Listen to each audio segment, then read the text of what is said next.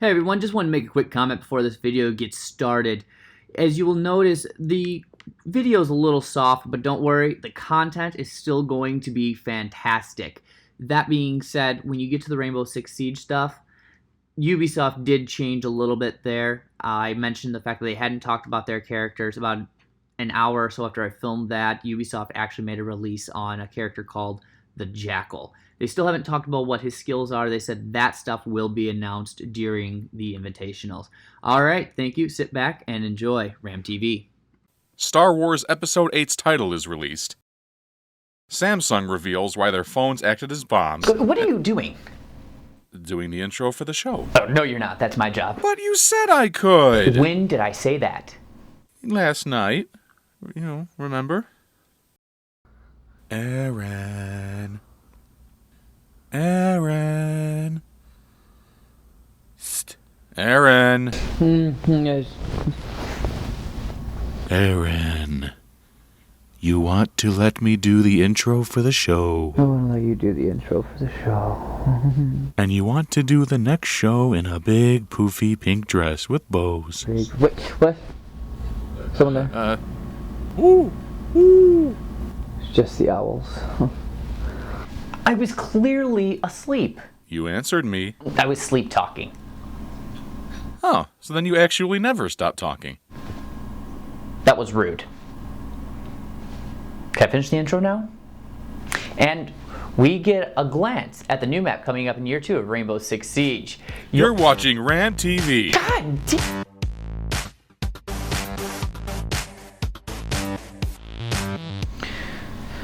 I just feel like you don't like me. I don't even know you. You've been here a week. I don't even know what to call you. Well, maybe if you'd asked. Fine. I give. What do I call you? I am the voice of God! What's your first name? It's Zach. And are you a god, Zach?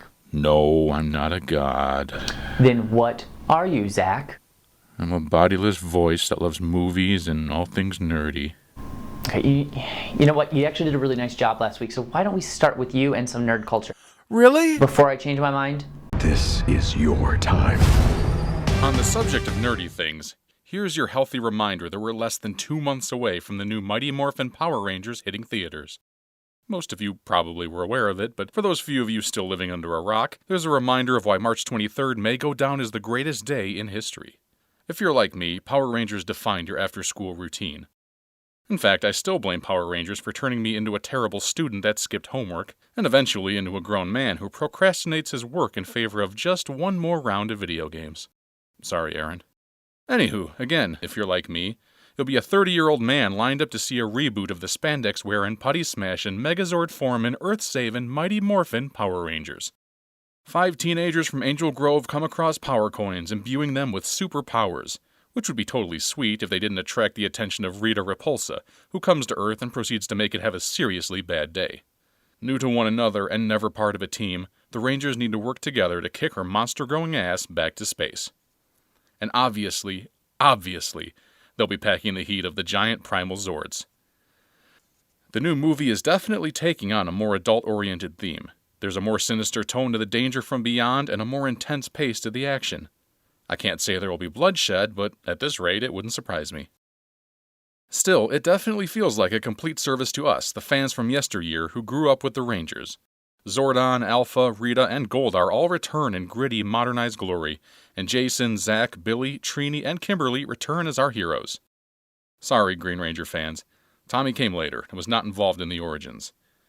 Maybe he's tucked away after the credits, though. If you're not a terrible person and there's even a shred of childlike joy left inside you, then get your ticket and don't be one of those guys who, waits for it on DVD. And speaking of nostalgic nerd TV, remember the 90s X-Men cartoon? Cheesy as it was, and let's face it, every superhero cartoon back then was cheesy, it quite literally defined the look and feel of our beloved X-Men characters. While there have been some more cartoons as time went on, let's be real, we grew up and we love live-action representations of our favorite heroes. Which is actually why Fox has brought on writer Matt Nix and director Bryan Singer to helm the upcoming live-action X-Men television series. If Nix's name isn't familiar to you, maybe Burn Notice or The Good Guys is? Nix created those, and those were pretty great. Singer should be familiar to X-Men fans, being responsible for directing X-Men, X-Men 2, Days of Future Past, and Apocalypse. He also was a producer for X-Men Origins Wolverine, though he wasn't credited. Probably to his benefit, if we're being honest. He was also a producer for the series House, so there's a feather in his cap. Details of the show are scarce beyond the basic premise. Two parents realize their children have mutant powers and must join up with an underground society of mutants to avoid the government. The show's still in pre-production with no launch date set yet, but keep your eyes peeled and your ears cleaned out as more news surfaces. I have to admit, I didn't expect a random voice to know so much about what was going on. Thanks, Zach. Let's go ahead and take this moment now to give Ray a call and find out what's going on in the tech world.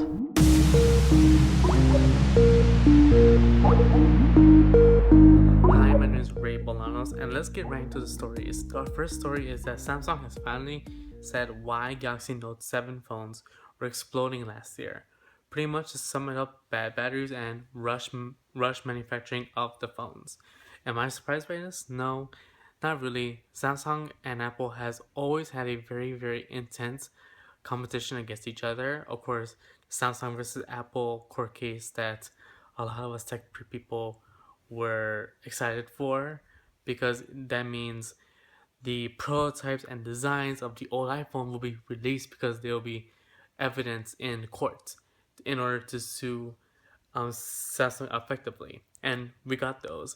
But besides that story, would you actually buy a Samsung phone? I wouldn't buy a Samsung phone, not at least right now. The Galaxy S8, of course, is not going to be in Mobile World Congress. That's an extra bit of news. They want to take their time with it, and they should, because right now it's too early to release another phone after this whole debacle of the recall. But what do you all think? And also, in very interesting news, Hugo Bada has announced that he will leave Xiaomi after three and a half years at the Chinese company.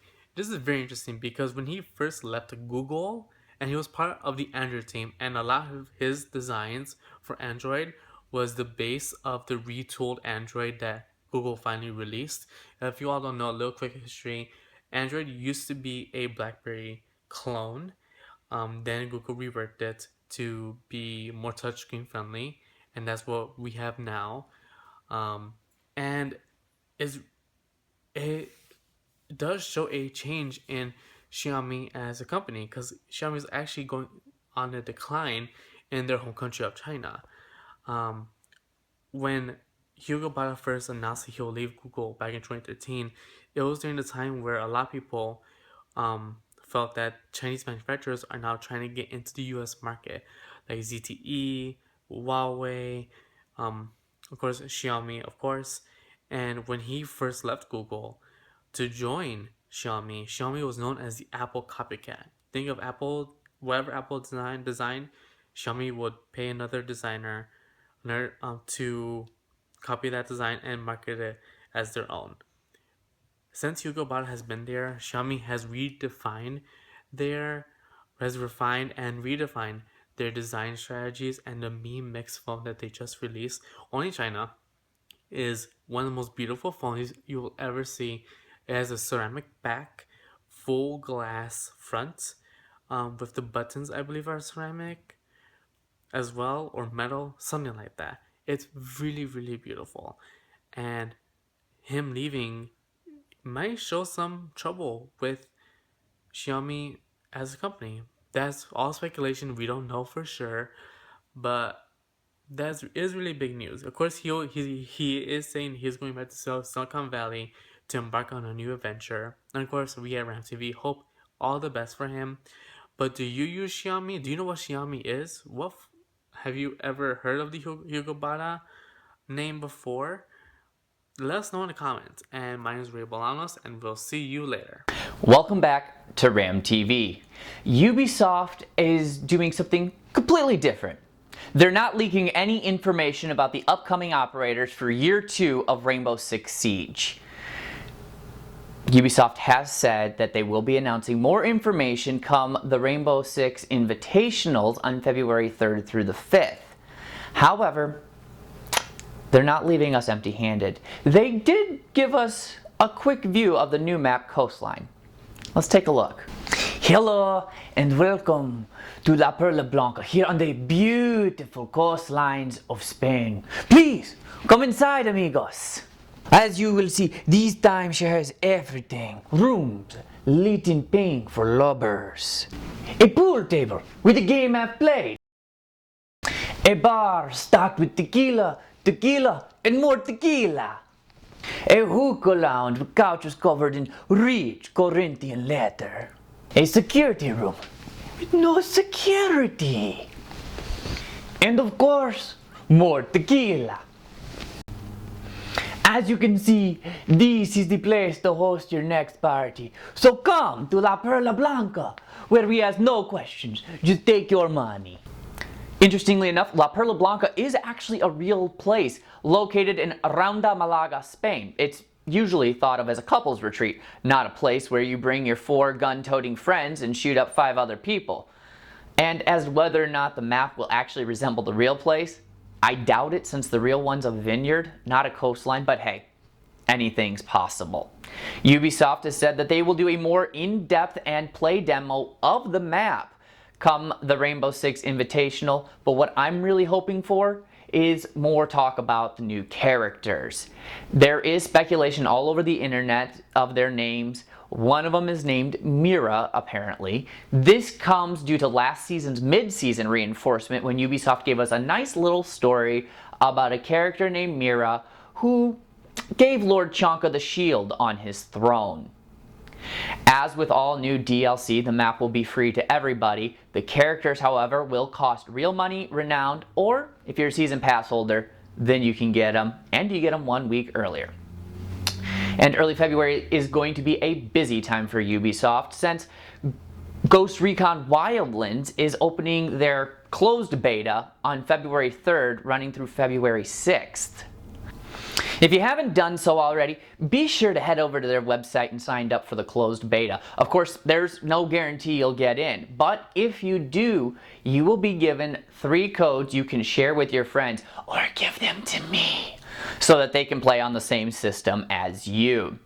I hope you guys have liked what you've seen. Make sure you like, subscribe, share with your friends. Real quick, I want to do a quick shout out, a huge thank you to all of our new subscribers, and of course, we greatly appreciate our fans who have been with us since we began. We are coming up on our 1-year anniversary. That should be coming up here in just a couple weeks. So leave comments below. Let me know some of your favorite moments, some of the things you'd like to have seen. We also have a GoFundMe if you want to head over there and donate. Again, some people have. We greatly appreciate the donations we've already received, and we appreciate those of you who are donating what you can. Make sure you join us next week to be kept up to date with your video game, tech, and nerd culture news. Do you RAM?